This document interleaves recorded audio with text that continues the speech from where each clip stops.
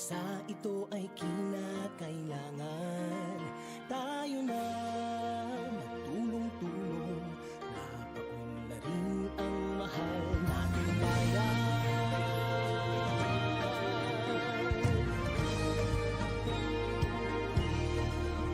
Panahon na magbabago at ayos ang mga dapat ayusin.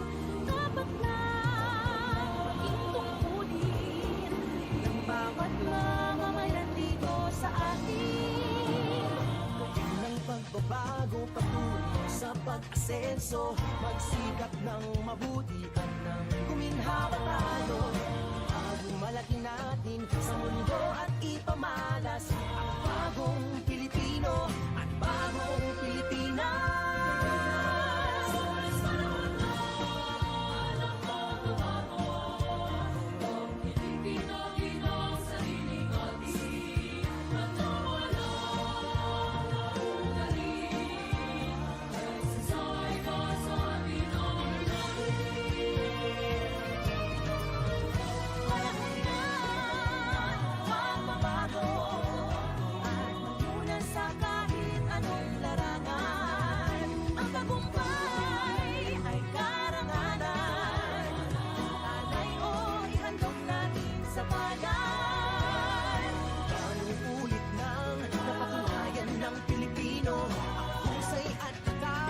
Kagandahan at talento ang makipagpaligsahan dahil anong oras ang bagong Pilipino at bagong Pilipinas.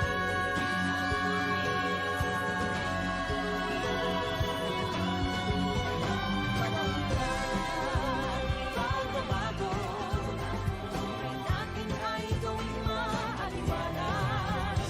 Marami na magandang bukas, bunga ng bagong Pilipinas.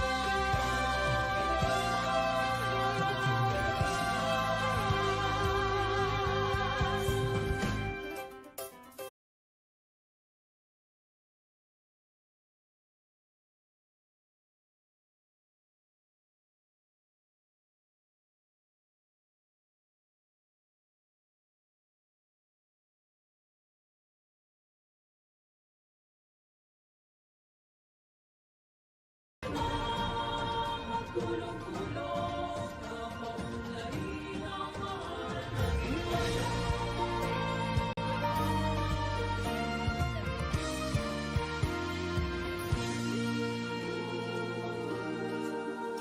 Panahon na ng pagbabago, dahil sa ito ay kinakailangan tayo na magtulong-tulong, napaunlarin ang mahal nating bayan.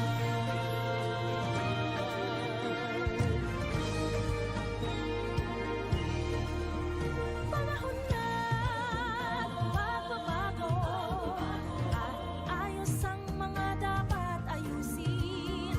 Dapat na maging tungkulin ng bawat mamamayan dito sa atin. Gawin ng pagbabago patungo sa pag-asenso, magsikap ng mabuti at nang guminhawa tayo. Malaki natin sa mundo at ipamalas ang bagong Pilipino at bagong Pilipinas. Panahon na ng pagbabago, ang Pilipino ginong sariling atin. Nagtawala ng ugali, nagsasay ka sa Pinoy natin. Panahon na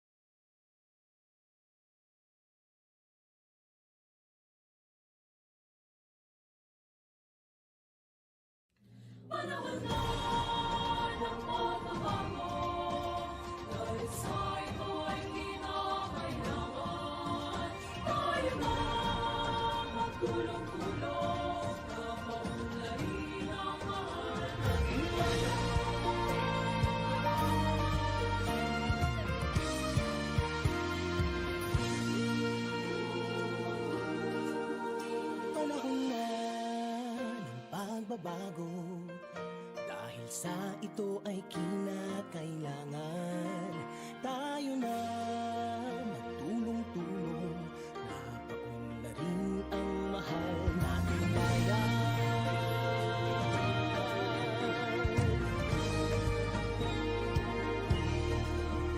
Panahon na magbabago at ayos ang mga dapat ayusin. Dapat na maging tungkulin ng bawat mamamayan dito sa atin. Gawin ng pagbabago patungo sa pag-asenso. Magsikap ng mabuti at nang guminhawa tayo. Malaki natin sa mundo at ipamalas ang bagong Pilipino at bagong Pilipinas. Panahon na ng pagbabago, ang Pilipino ang sariling atin. Nagtawala ng ugali, nagsasay pa sa binawal natin. Panahon na magbabago at magmula sa kahit anong larangan. Ang tagumpay ay karangalan. Alay o ihandog natin sa bayan. Anong ulit ng napatunayan ng Pilipino.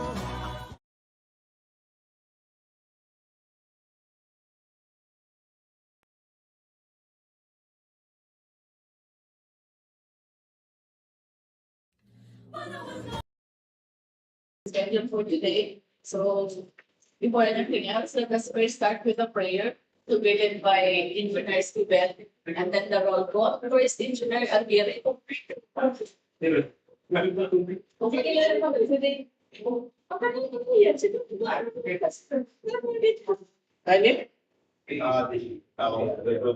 so who will do the roll call?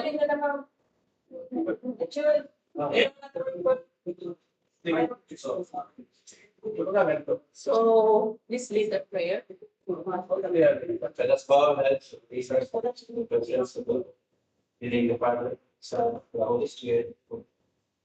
Heavenly Father, we come to you today, asking for your guidance.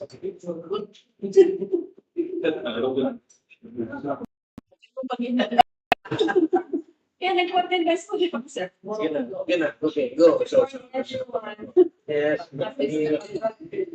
President Perez, the President of BAC Chairman, Mrs. Omeres, President, BAC Vice Chairman, Engineer Butencio Jr., BAC members, Engineer Imasa, Engineer Maya, Engineer Tagnitis, and the BAC PWG Head, Sir Bangoy, Engineers Kibir, Engineer Chan, Engineer Madera, Engineer Honested. And for the back of determined unit back set, Engineer Saveris, Engineer Delano, Mr. Fortuna Junior, and the academic Oximer, Ana Mercedes Agapa, the president of to observers.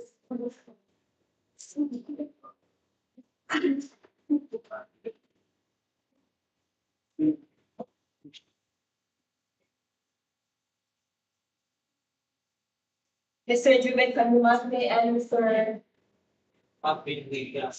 Mr. Marvin Gara. That's all. Okay. So our event for today, we have, let me. We have 14 projects for today. So we'll start with number 1. 25 IC 0040. Then 25 IC 0045. 25 IC 0052. 25 IC 0055, 25 IC 0016, 25 IC 0062.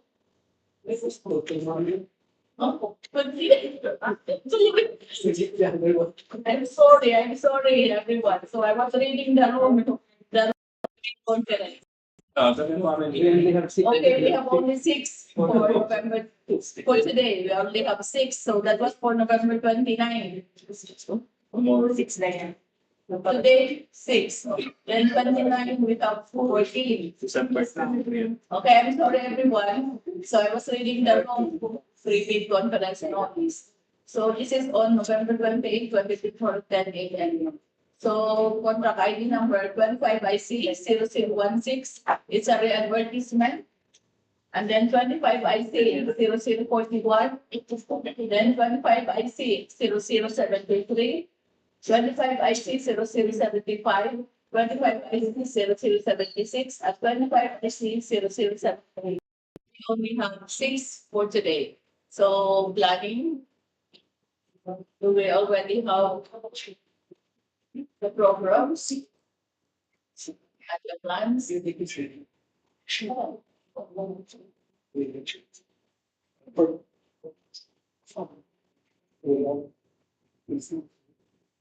First contract ID 25 ID 0749. This is a contract dealing with replacement of permanent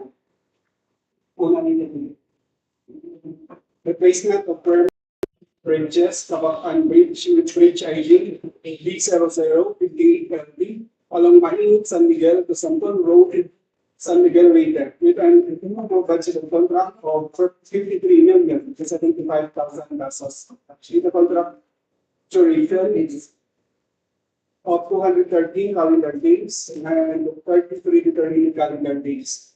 And the cost of bidding documents is 50,000 pesos. And the type of work is a replacement of bridge with an area of 484.64 square meter. The major category of works is BCCBE, bridges construction, complete superstructure with driven piles. For the scope of works, for the other general requirements, this includes the permits and clearances, installation of project billboard, occupational safety, traffic management, mobilization and demobilization, removal and relocation of debris. For earthworks, this includes the clearing and gravity, removal of trees, 150 mm to 300 mm diameter, removal of actual structure and obstruction, 0.3 meters thickness, PCCB and reinforced. Removal of structures and obstruction to concrete and steel, structure excavation, common soil, bridge structure excavation, common soil, embankment from roadway and structure excavation, common soil, embankment from barrow, subgrid preparation, common material, sub-base and base course. This includes the spreading and compaction of up-to-date sub-base course. For surface courses, this includes the emulsified asphalt, bitumen stock coat, bituminous concrete surface reinforced at lake 50 mm. Concrete pouring of pavement 0.2 meters thickness 14 days and reinforced, and 0.52 meters thickness 14 days reinforced. And for bridge construction, this includes the furnish and driven of precast concrete piles, and also test piles, furnish and driven. This includes also the pile shoes, splicing of RC piles with epoxy concrete with epoxy. Next is concrete railings, standard, fabrication and installation of steel bar, grade 40 and grade 60, concrete pouring of the superstructure 27.58 megapascal, class A 7 days. Pre-stressed structural concrete members, type 4, girder, concrete class A, fabrication and installation of grade 4 steel bar, grade 40, Lean concrete class B 16.5 megapascal, painting works, installation of a pre-molded expansion joint pillar, mid 7, 12 mm. For drainage and slope protection structures, this includes the stone masonry, installation of steel sheet piles, steel slope protection, concrete slope protection, gabions, 1 by 1 by 2 meters metallic coated, installation of drain pipe, galvanized, And for miscellaneous structures, this includes the installation of curb and gutter precast, hazard markings 450 by 600 mm. These are the chevron signs. Regulatory signs, furnishing and earth planting of trees, reflectorized thermoplastic pavement markings, yellow and white. For the minimum equipment, truck mounted crane, low grade trailer, water truck and pump, car service truck, dump truck, transit mixer, payloader, bulldozer, concrete saw, backhoe with breaker, jackhammer, air compressor, welding machine, backhoe, truck mounted crane, diesel hammer, truck hammer, bar cutter, and bar builder. And for the next project is 25 IC 0073, rehabilitation of flood control structure, cross drain and Lingayon spillway along Astorga Access Road, Barangay Astorga, Alang-Alang, Leyte. The approved budget for the contract is 14,700,000 pesos, and the contract duration is 125 calendar days and 18 predetermined calendar days. The cost of bidding documents is 25,000 pesos, and the type of work is rehabilitation and repair for flood control structure with a total length of 116.04 linear meter. And the major categories of works is FCSPS, flood control, construction, slope protection, using structural measure. For the scope of works, for surface courses, this includes the Portland cement concrete pavement and reinforced 7.3 meters thickness, 14 days. For miscellaneous structures, this includes the furnishing and transplanting of trees. For other general requirements, this includes the permit clearances, miscellaneous survey and staging, installation of project billboard, occupational safety and health program, mobilization and demobilization, detour and access road. For earthworks, this includes the removal of structures and extraction. And for reinforced concrete, this includes the structural concrete class A 14 gauge, fabrication and installation of reinforcing steel bar, grade 40 and grade 16. Finishing and other civil works, this includes the cement plaster finish. For flood control and drainage, this includes the clearing and grubbing, removal of trees 150 to 300 mm diameter and 751 to 900 mm diameter. And suitable excavation, installation and drilling of pipe culverts and drain excavation, common soil, embankment from roadway and structure excavation, embankment from barrow, and spreading and compaction of aggregates of base course. For bank and slope protection works, this includes the grouted riprap class A, concrete slope protection, furnishing and grading the structural steel sheet piles. For the drainage works, this includes the pipe culverts 910 mm diameter class 2 RCPC. For the minimum equipment, one bagger mixer, concrete vibrator, water truck and pump, bar cutter, bar builder, car service truck, dump truck, leaf compactor, backhoe, truck mounted crane, vibro hammer, generator set, and welding machine. And for the next project is 25 IC, 24 IC. 25 IC 0075 for the project. In the PowerPoint, the title is Construction of Flood Control Structure, Barangay Lulot, Tolosa, Leyte. The approved budget for the contract is 96,500,000 pesos, and the contract duration is 284 calendar days and 41 predetermined calendar days. And the cost of bidding documents is 50,000 pesos. And the major categories of work is FCSPS, flood control, construction, slope protection, using structural measures. And for the type of work is construction of flood control structure with a total length of 770 linear meters. And for the scope of works, for the surface courses, this includes the Portland cement pavement and reinforced 7.20 meters thickness, 14 days. For miscellaneous structures, this includes the furnishing and transplanting of trees, installation of tapered solar durable lighting, 60 meters high, 60 watts to 100 watts. Other general requirements, this includes the permits and clearances, miscellaneous survey and staging, installation of project billboard and signboard, occupational safety and health program, mobilization and demobilization, detour and access road. For earthwork, this includes the removal of structure and obstruction, And for the reinforced concrete, this includes the structural concrete class A 14 days, fabrication and installation of reinforcing steel bar, grade 14 and grade 16. Finishing and other civil works, this includes the painting works, field, and for the flood control and drainage. For earthworks, this includes the clearing and gravity, removal of 50 to 300 mm diameter, and 301 to 500 mm diameter. Structural excavation, common soil, pipe culverts and drain excavation, common soil, bunkering from roadway and structure excavation, bunkering from barrow, and aggregate sub-base works. For the bank and slope protection works, this includes the gravity riprap, class A, concrete slope protection, cornice and ribbon structural steel sheet pads. For the drainage works, this includes the installation and laying of pipe culverts 910 mm diameter and 1,220 mm diameter, class 2 RCPC.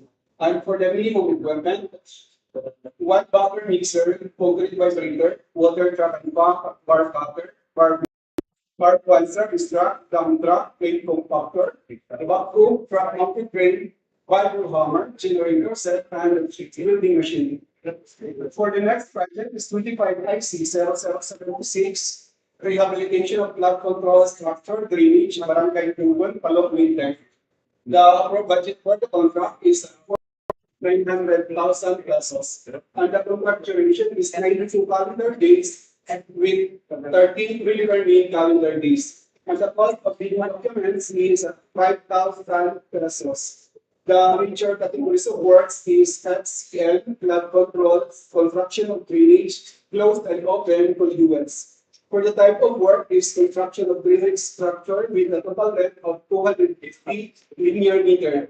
For the scope of works, other general requirements, this includes the miscellaneous survey and staking, installation of billboard, occupational safety and health program, traffic management, mobilization and demobilization.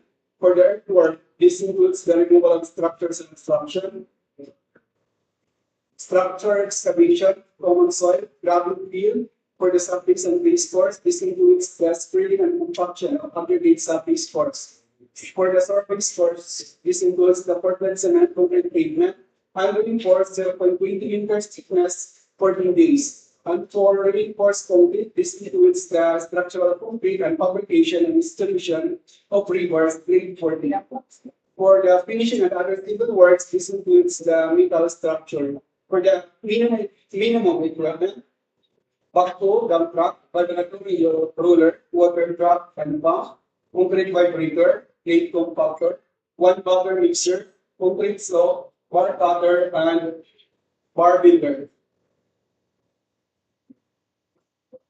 For the next project, 25 IC 7778, construction and improvement of access roads leading to declared tourism destination, tourism road infrastructure program or 3, in the Punan Baras Road leading to MacArthur, Leyte, Landing Memorial Park, Barangay Ginpan, Punan, Palok, Leyte, with an approved budget for the contract of 9,800,000 pesos. And the contract duration is 120 calendar days with 17 predetermined calendar days. And the cost of bidding documents is 10,000 pesos. And the major categories of works is FCN, flood control, construction of drainage, closed and open conduits. For the type of work is construction of drainage structure with a total length of 558 linear meter. And for the scope of works, other general requirements, this includes the miscellaneous survey and staking, installation of project billboard, occupational safety and health program, traffic management, mobilization and demobilization. For the earthworks, this includes the individual removal of plates 150 to 300 mm diameter small, removal of structures and obstruction. Structure excavation, common soil, gravel fill and subgrade preparation, common material. Sub-base and base course, this includes the spreading and compaction of aggregate sub-base course. For the surface courses, this includes the Portland cement pavement and reinforced 0.8 meters thickness 14 inches. And for the miscellaneous structure, this includes the installation of curb and gutter precast and furnishing and transplanting of trees. For the reinforced concrete, This includes the structural concrete class A 7 days and reinforcing steel bar before grade 14. And for the minimum equipment, backhoe, dump truck, vibratory wheeler, water truck and pump, concrete vibrator, a compactor, one bagger mixer, concrete saw, bar cutter, and bar binder. Are we done?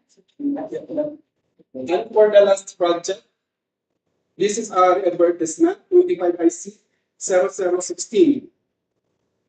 Construction of flood control and protection works upstream of Tibak Dam, Tibak RIS, Katubigan, Calzada, Pumo sa Katubigan, Santa Fe, Linde.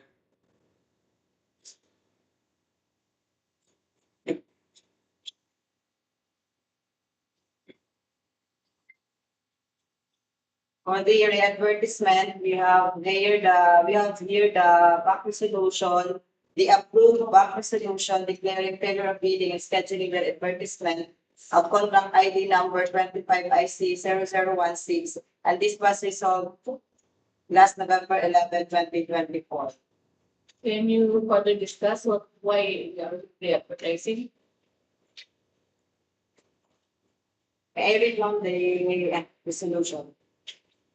The resolution that dispositive for the resolved, resolved.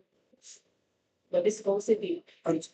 Now therefore, we the members of the Bids and Awards Committee hereby resolves at this hereby resolved to declare failure of bidding for contract ID number 25IC0016, construction of flood control or protection works upstream of Tibak Dam, Tibak RIS, Katubigan, Calzada Tungo sa Katubigan, Santa Fe, Leyte, pursuant to section 35.1.b of the revised IRR of RA 9184 and schedule or the advertisement of the said project.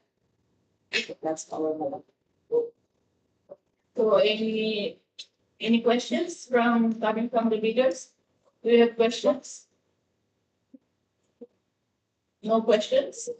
Okay, for the financial, For the financial aspect, this is covered, all of which 1, 2, 3, 4, 5, 6, contract ID number 16 to 78, is covered by GA 2025.